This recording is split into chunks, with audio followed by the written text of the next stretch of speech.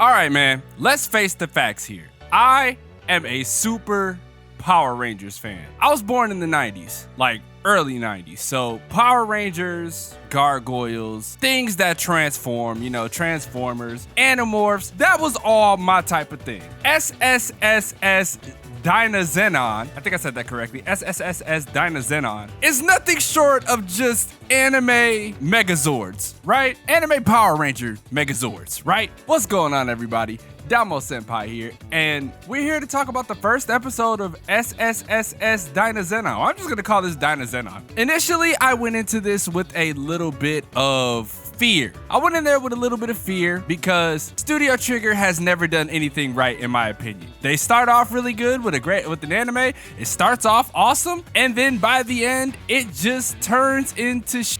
But before we get into that, if you are new to the channel and you are enjoying the content, make sure you go down below, hit that subscribe button. This weekend, we're gonna be dropping a lot of reviews, and throughout the week, I'm gonna be dropping some videos. I have a collaboration coming with Zypher this weekend as well. We're gonna be talking about ReZero and just what to expect and when to expect season 3. But let me get into my review of the first episode of DYNAZENON. It was pretty awesome, right? Studio Trigger typical stuff. It starts off really good. Introduces me to some characters. Let's just be honest. This is really Gridman, but hopefully better. Hopefully it's better than Gridman because the ending was just terrible. But we meet the main character, Yomogi, and his group of homies as they're walking home from school. We already knew Yomogi was gonna be the main character because he's hella reminiscent of the main character from Gridman.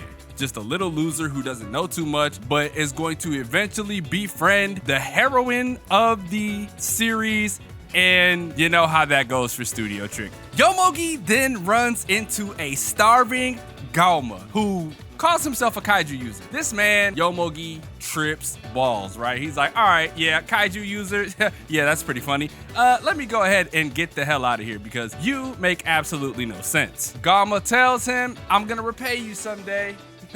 You just wait for it. Time skip, right? Because everything else that leads into what happens next doesn't matter. Yomogi gets chased by Galma to school. He outruns him. Galma's trying to figure out, why are you running from me type thing. And then, we meet the heroine, Yuma, very reminiscent of, what was her name, Rika? Was her name Rika from Gridman? She's got like the same facial structure, eyes, just different color hair, and not the thick thighs that Rika had. Damn, that was a bar.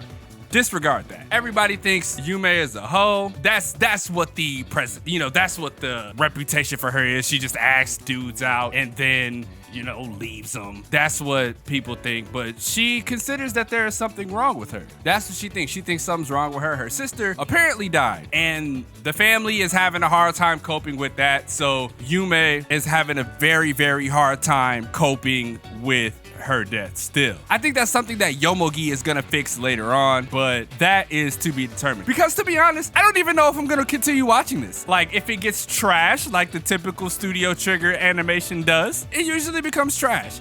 But we'll have to see. So then we meet this shut-in, dropout, unemployed group. You got the little girl who doesn't want to go to school, and then you got the dude who's unemployed, can't find a job, doesn't feel like getting a job, lives in the trash room. God damn, this is a terrible, terrible position. But they don't care, obviously. They like looking into weird stuff, and they see stuff starts floating over the city. A lot of weird stuff starts happening, and you gotta ask yourself, like, what the fuck is going on? So then, Yume, before we get there, Yume asks Yomogi to meet her at this spot if you're free after school, and he's like, you know what, I gotta work, but I'll be off at 8, so I'll be there. And she's like, cool. Fast forward, Yomogi doesn't have that happy of a home life. His mom is out, just trying to date and do stuff, and he's not with it. Dude tried to, pay him off with some money, like, oh yeah, dude, here you go, take this. I'm trying to wine and dine and smash your mama. Just, this is, recompense. Nah, not recompense. This is compensation. This is compensation for, letting me do what I want to do with your mama. We fast forward through that. Yomogi is at the bridge. It's 45 minutes past the time she's supposed to be there. Galma ends up showing up out of nowhere. He's like, yo, what's poppin'? Who are you waiting for? Oh, you waiting for your little girlfriend? He's like, yeah.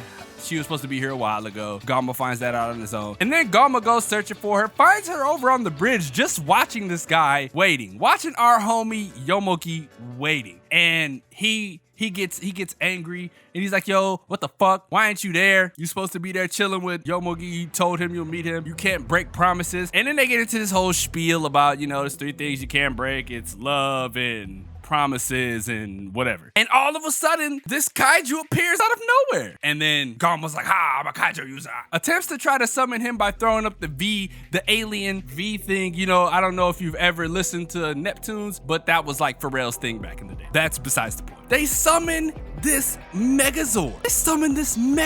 And it looks so sick. This is where my Power Rangers like fanboy-isms started kicking in. I started losing my mind. I'm like, listen, man, I'm not a fan of mech anime like that, but when it came to this, I was like, this is just like Godzilla versus Power Rangers. Mecha Godzilla versus Power Rangers, and I am here for it. And it took 4 people to power it, and they put together a weird team of people. You know, we got the heroine, Yume, we got the hero, Yomogi, and then we got Galma and the dude who was just out there, you know, the shut-in neat guy. My boy Galma was like, I'm about to start going to town on this kaiju.